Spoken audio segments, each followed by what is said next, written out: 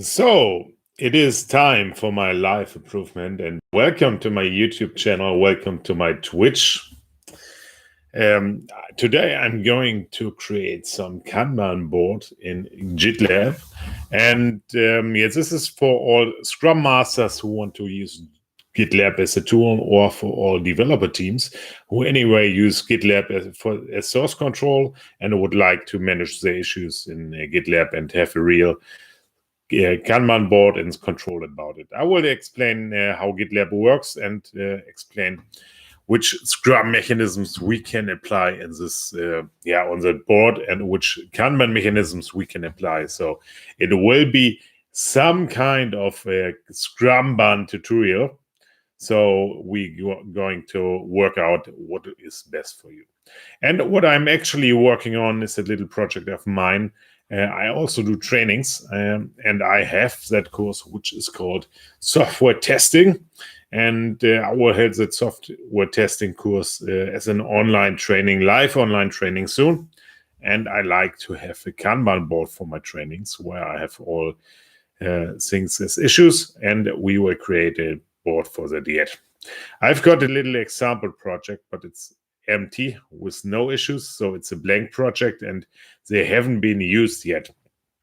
So the first issue is going to be, I will say, place all topics on the board. And we have different types, which mean issue and incident, and we will have a look at how it comes. I will not use the description for the moment, but all topics. What I'm actually in is a default GitLab project. I assume you will be able to create a project yourself. You can create it, just by using this plus new project. You can create new issues and new projects.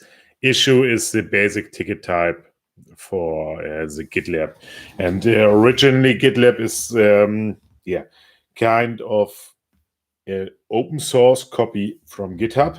So it's created to manage open source projects. But in our case, we are using it to create usual workflow for software development, which is not only issues, but also stories and other stuff. So I created my first issue, which is on the board. There's a really nice function which I can show you later up. You can send an email to. I can show it right now. You can send an email to the board where you automatically place an issue. And now my email client is starting up. I will use my skills for Teams address. So it has a cryptic email address, and I hope you're not going to spam my board. If you see it now, you can. I'm sure you can forward it in some way. I will name it topic created. There will be for sure an introduction. And I will place some more. This topic has been created by email.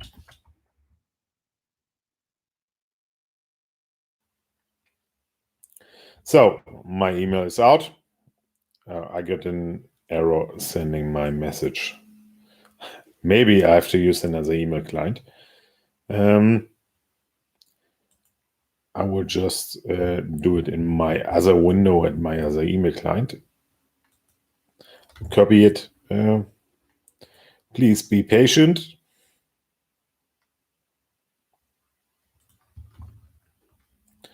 And I will send another email, and then it's going to be a surprise what we will receive.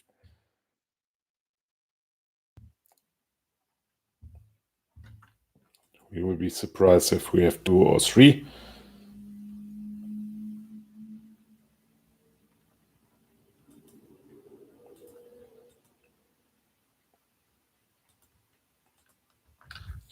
So to the email address and subject,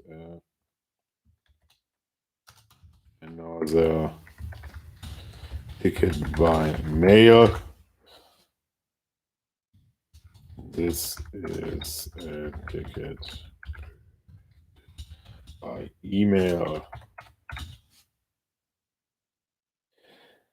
The reason why I record, went live on YouTube. First one is I would like to test the live feature, and the second one is it's always hard to find time to make videos, and if I just go live, the video is just on. I don't have to think so much about it, and that will make it easier. So we will check if new issues applied there. And I got another email ticket by email that was just sent it in to that address, and now I can link other issues, and I also can vote about it. This feature from open source. You can also add emoticons questionnaire and use them to vote it. But we would like to create a board, and maybe I just create one more issue. I will create a new one, and this is going to be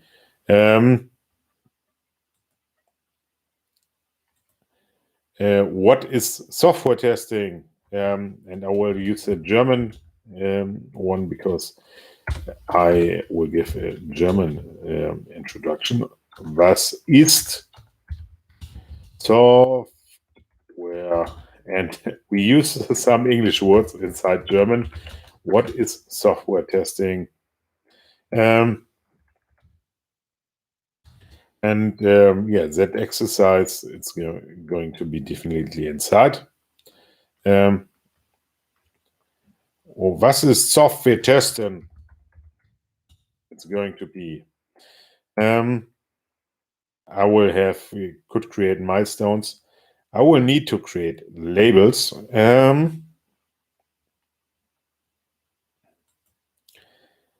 I will create them later to create the board. I will create another topic.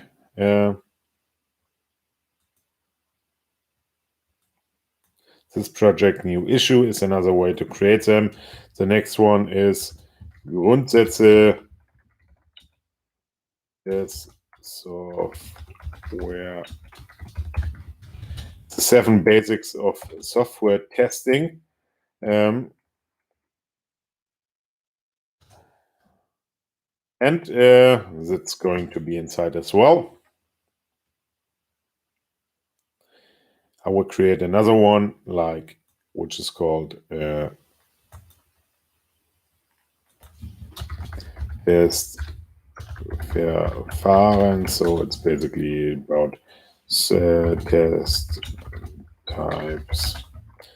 I have to sort out the difference between Testverfahren and test methods. I'm not sure, but as you see here, I created it on my online course, which was one of the first online courses I created on Udemy, but it's still good. It's called Software Tester and QA Experte, der schnelle Einstieg. So it's a German one. Maybe I will create English one later. So if I want to see all my tickets on the board now, I have to create a board. And actually, the basic board has only open and closed, and open and closed is pretty too less to organize the team the Scrum way. And to organize a real Kanban board. Actually, it's not possible to have any other state than open and closed inside GitLab, but GitLab has another concept in the state, and that is labels. And we will create some labels. The labels will later be the columns on our board. I did not check that function. You can create a new label, but I will check the generate default labels now. And it's now recommending bug, critical document. We cannot use that labels in the way we want to do it because they got suggestions, enhancement, critical, or whatever. Rather, we use, I will remove them again, another type of labels, which will be our Kanban columns.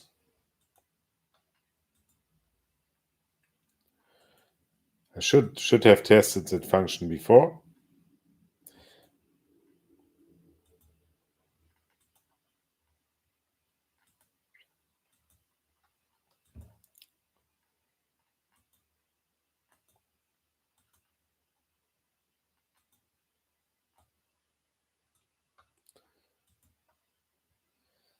So what we are going to do is create a new one, and I will call it Backlog. All tickets in the Scrum Backlog.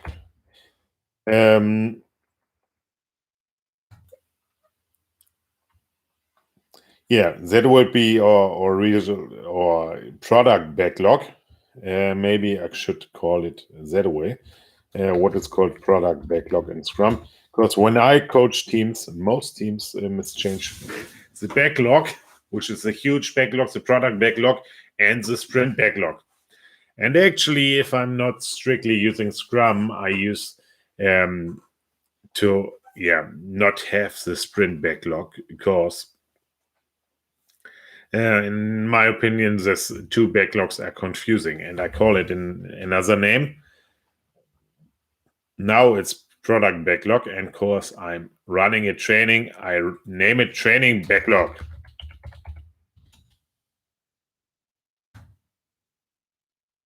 So, and the next thing I would have, which would be called a sprint backlog, usually,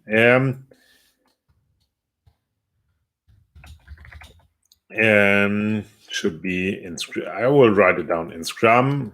In Scrum, this would be a sprint backlog.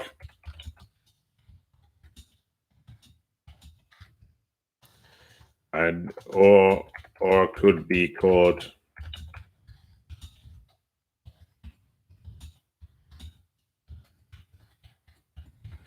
I would call this one selected for lesson. Because I like to call it selected for development or selected for today or like for to do,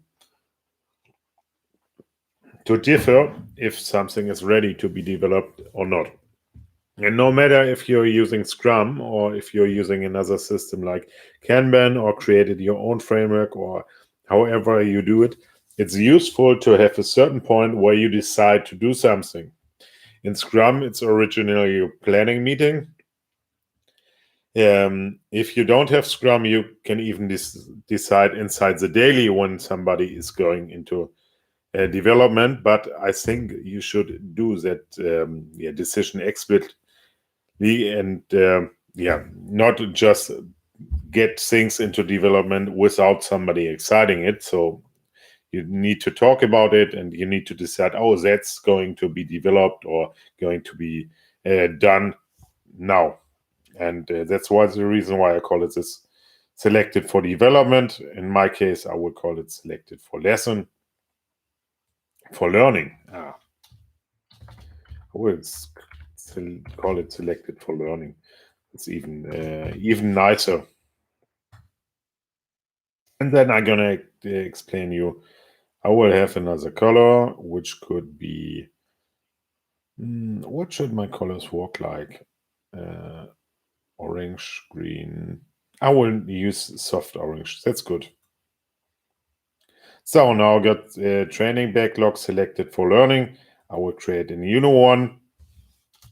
Learning now. That is, yeah, actually the classical doing column.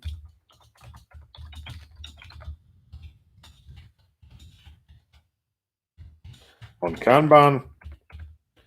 So that is what is going to be done. And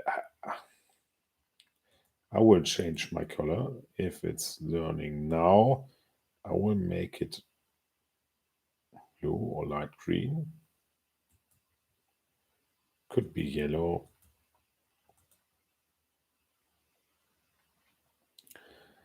What an alpha color.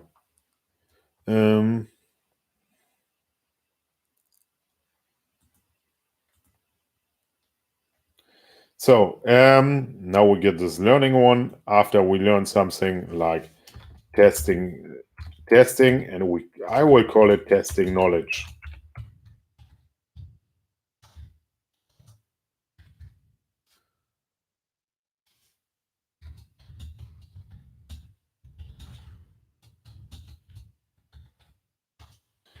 Test and QA column. We'll just check if my stream works pretty fine. But it seems so. So I will go on. I got 3 listeners. That's cool. So I created a testing column. And of course, I will have a done column, which is closed. So we could think about if closed and done is the same. I will need testing knowledge could be that one, gray one.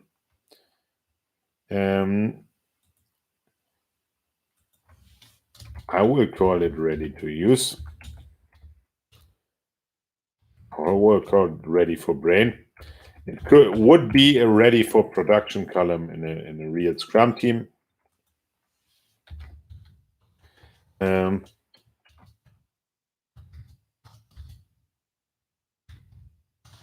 I will call it ready for brain. Ready in brain. And we can close that one latest. In Scrum or in Kanban, I will change it a bit. It would be ready for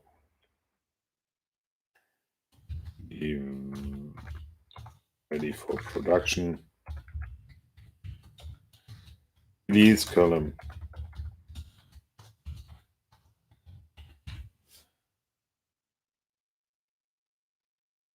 If you are interested in this project, you're gonna find some example. I don't know if the issue is public accessible. We're gonna test it later. On my GitLab, I got gitlab.com/skills for teams.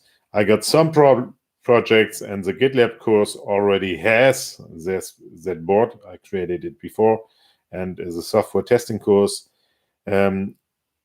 I think it will stay online, and we're gonna check if you are able to access it. So we got some columns: training backlog, ready in brain. That should be green. And then we can close it. Now we're gonna have a look at the board.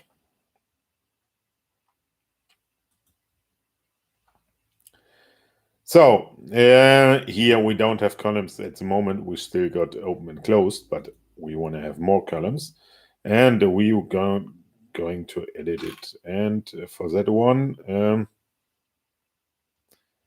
any milestone edit.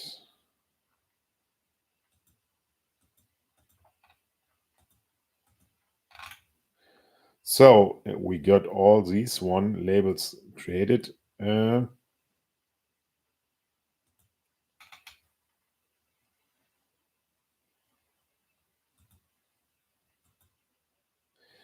Now we can change it, save it. Oh, what? I did it another way last time.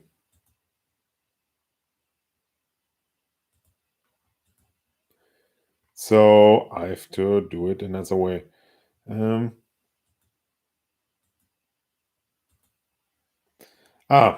I need to add a list. You can go on the Add List button next to Edit Board and add all the trainings. So I got Learning Now. That is the last one. Got selected for training. I can close open one. And now I'm going to scale a bit. I hope it's big enough for you. It's already on 80%.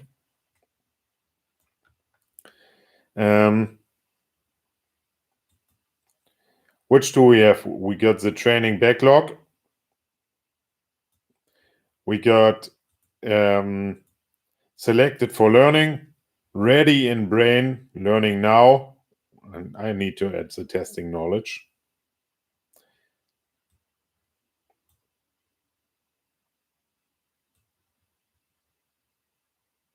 So what is our Kanban flow?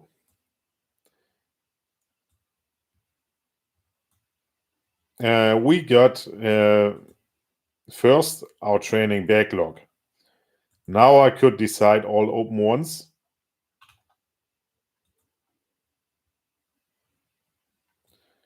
Oh, I created a filter. That was not my intention.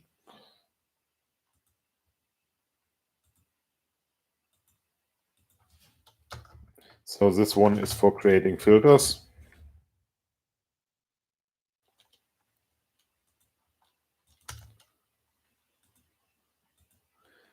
And now I'm deleting all that filters and hope my tickets come back. So now our workflow is first everything starts in open. That could be a draft or something which is getting inside by email. We can move everything into training backlog, and we can also arrange a training backlog so we can sort it to prioritize it. And I think do we have our introduction? Don't. I can add one directly here, introduction.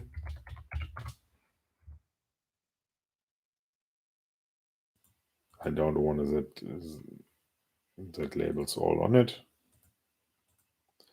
That even answers the question, it might take problem. So introduction has now training in backlog as a label, and we got everything here, and we can sort which is going to be it. I think the 7 basics of software testing are pretty good. Testverfahren, I have to check it. Another ticket by mail. What a stupid question, I call it. I will have definitely in. So I will need to go to edit now.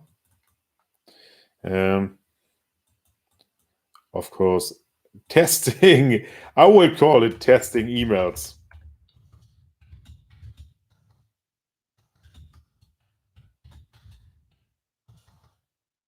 Email functions.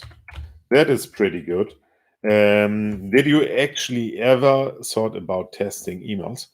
There is an extra service which is testing emails. For example, if you create email newsletters, you always have a problem that your newsletter might not be in the right format and at any client. So there are providers which have all kinds of email addresses. You're going to send them an email, and they're going to check them in Gmail. They're going to check it in Office 365 and GMX, Web, Yahoo Mail, or whatever, just to make sure everybody is able to see your email in a good state. I'm getting off topic, but I want to check for it. I will use for email testing hub.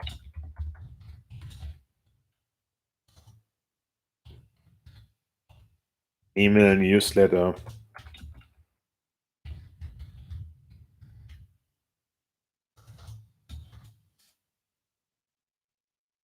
Rapid Mail, Clever Reach. I don't know what's called.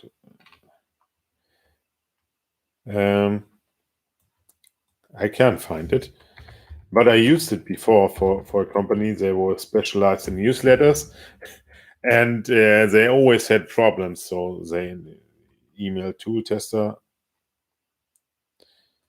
Might it be this one? No, they tested the SendMail once. Well, actually, there's a test system to test emails with different providers, and I'm going to check for it again. So I might write down some acceptance criteria. I like it. Acceptance criteria, email test services, and mock email addresses, email sensors. There are tools, you install them on your system, and instead of sending emails, they're going to be stocked and just watched in your system. They are called something like fake SendMail. It's available for XMX. How is it called? Mail mock. I forgot the name of it. Mailtrap. Fake SMTP server. So it's not a real SMTP server. It's just doing like if it's sending out emails, but actually storing them somewhere where you can easily access and use your test ones. That is if you run a full test of a software and you want to use it. It's not for free. Oh, it's for free if you use the basic one. For individual, like for freelancers, it's $9.99. I didn't want to advertise that there are other solutions, which, for example, you can configure your Linux server that SendMail is doing some other stuff, and then it's going to be for free. I would look for another open source fake NTP server. That's one for Windows, one for Linux, for Docker. You just need to look it up. I will place it in the topic. That's a good one because it's always interesting. So I got my ticket ready. Save changes.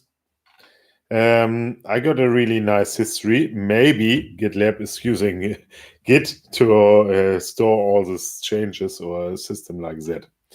But back to my Kanban board. Boards. I can create different boards so I can have different views. I will edit the board. Labels, edit. No, I don't want this. This was my mistake. So remember, you can add the columns by at list, not by edit board. It's a bit confusing, but edit board is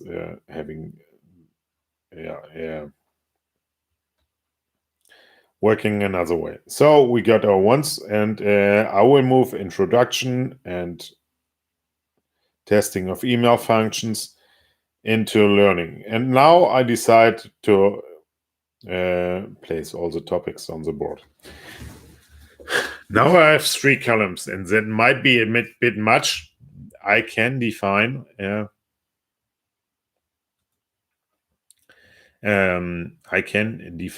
work in progress limit. For those who know Kanban and who are into Kanban, Kanban is one of the main, I call it mechanics, to manage not to do too much work at once and to manage the flow continuously. And the basic rule is if you do too much things at once, you will not be able to, it will cost you time. The German word for it, Rüstzeit, it's from the old knights which were getting the armor on. That's where the origin of the word Rüstzeit is. And actually, at the time you need to get your tool set up. The English word is setup time or tool setup time. And even we as developers, if we don't need a screwdriver anytime, but we need tools in our brain and tools on our laptop, and it even costs time to get our brain into a topic. And if you do two at once, it's difficult. And if one topic is lying around too long, it's like if you do work and put somebody on your workplace and just let it lie around there, it's not getting better. The same is with our software tickets and with our software. So the best way is receive a save ticket and finish in, and then receive the next one. And even slide it small. We can have settings here, and we have a work in progress limit. And this says maximum of 2 numbers might be in development. That's what I did now. And now it's saying I don't... it's getting red and noticing me, you are doing something wrong. I can get 3 in, I can get 4 in. I didn't see if there's any mechanism to send emails now, but it's directly viewable. So a developer who walks around, or even your CEO, if he's walking around, he sees a red column and asking, oh, why is that column red? If I stay with my course, for example, and as I concepted now, actually selected for learning might be okay, or might be too much for a lesson. Learning now is, I could set it to 1.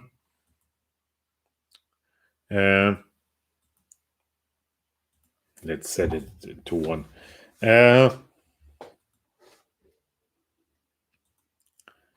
So learning now is set into 1, and we even have test knowledge. That could be like creating test knowledge. Is typically, if you have a software system, I know a lot of teams which have problems with the test capacity. So if you have, for example, a dedicated tester, and only one guy is testing all the stuff from 4 others,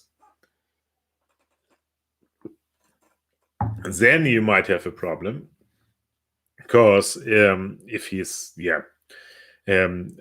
for example, if you do sprints, all developers start developing by beginning of sprint day 1.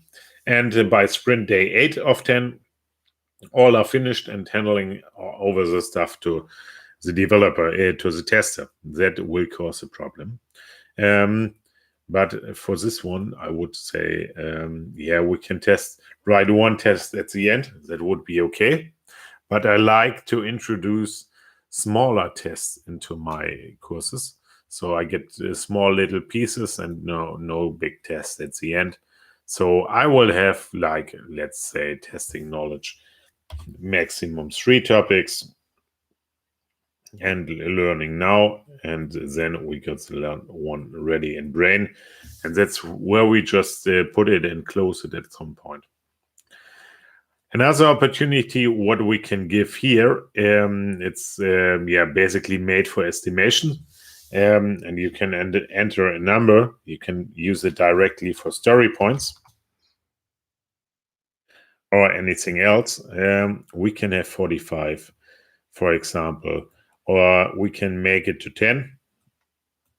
And with this, it gives me, for those who like estimations, me doesn't like them, but you have some kind of really lightweight estimation, which is good, which is working. You can input the whites, and that could also be a business value. For those who prefer value estimation over usual estimation, you don't only have estimations on what the ticket will cost you in time and effort and how complicated it's going to be. You also make an estimation what's the weight of it. You could assign it to milestones, and of course, now if not only one is working on the board, you can assign it. I can assign it to me, and I also could assign something to. I have another colleague here working. He's my co-worker, and I call him the banana. Maybe I'll get him later. He's in the kitchen. And then you see who's working on it. So that's a very basic Kanban board. The introduction is done, for example. You can combine it with a lot of stuff. You got this labels for managing. You can also manage iterations. And to be honest, I didn't try it before. So I'm going to try it now. Create a date, iteration. If you upgrade the plan,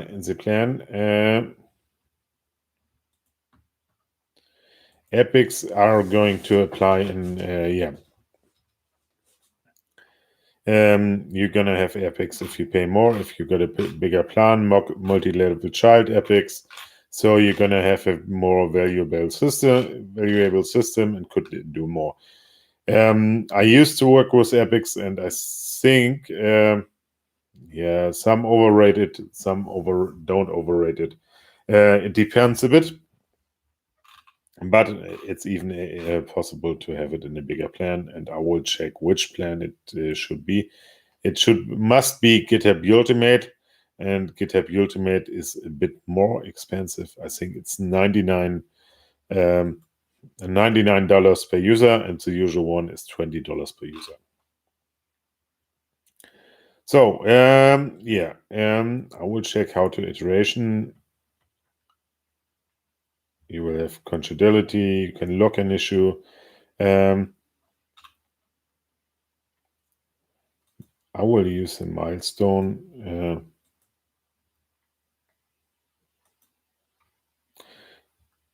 You can use milestones for applying sprints as well. That's what you can do in any software. I will call it sprint as milestone. Or if you have releases, for example, if you don't have a continuous deployment and continuous releases, you might have the old one, and maybe you have a spring release or something like that. So you can use it for the conservative waterfall approach, milestone planning. You have an issue list, and I think I will check if the iterations will work.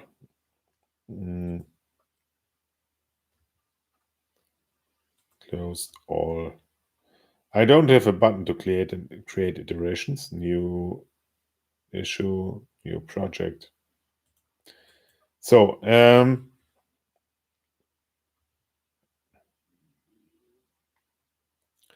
I will check how to create new issue types.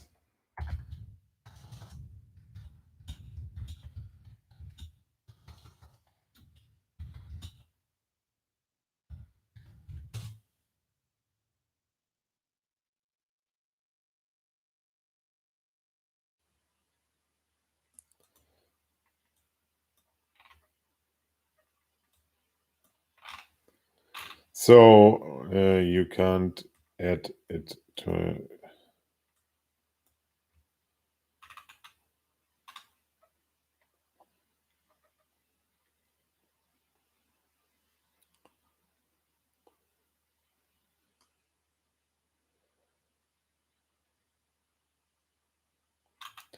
So development docs issue types should be in 39. Actually, I cannot find it out at the moment.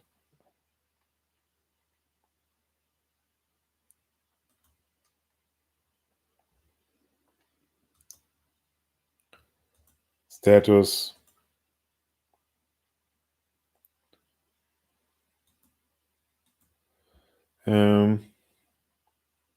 You can update as CSV, so you can get it somewhere else. I will see if a new issue. It does not see another type. You can use Markdown, so you don't have that big variability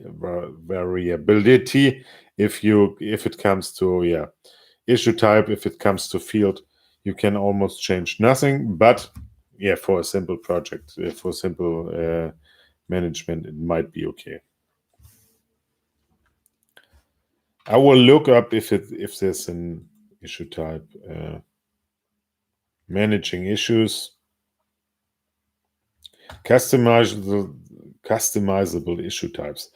And that's always, if you work with open source software, you have to check the documentations. It's still open. So there was a request about 1 year ago, and it says, they have already feature,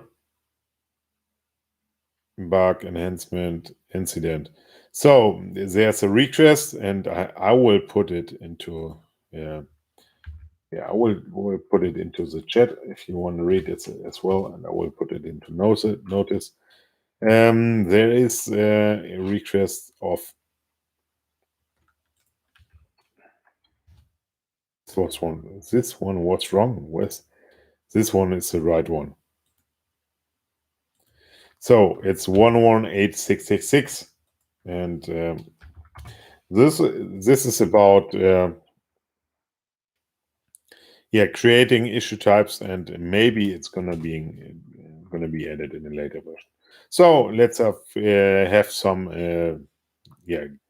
if we look here, GitLab itself, it's 35,000 issues committed by some other people. They're not having, do they have boards? Let's look if they have boards as well. They have boards, and they even used it with workflows. And if you see here in review, there should be one, but that's 139. For a simple Scrum team with 8 people, 139 would be the absolute chaos and catastrophe if they are open and they are too much.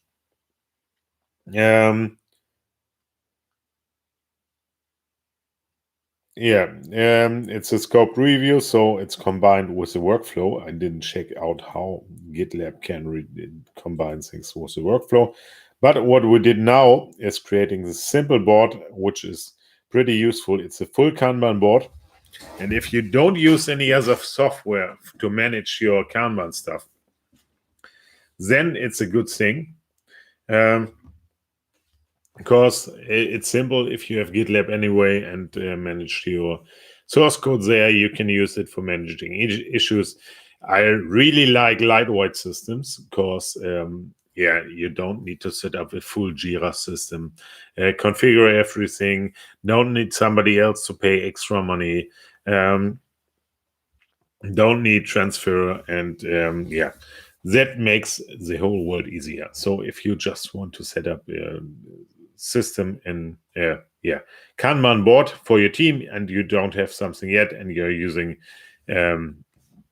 Git as a repository, GitLab is a good alternative. I hope you enjoyed this lesson, and hope to see you next time. I will do more courses on GitLab and Git. Feel free to join me, or feel free to ask if you want to be a beta tester on it. Just send me a note, and we will arrange it. See you next time, and goodbye.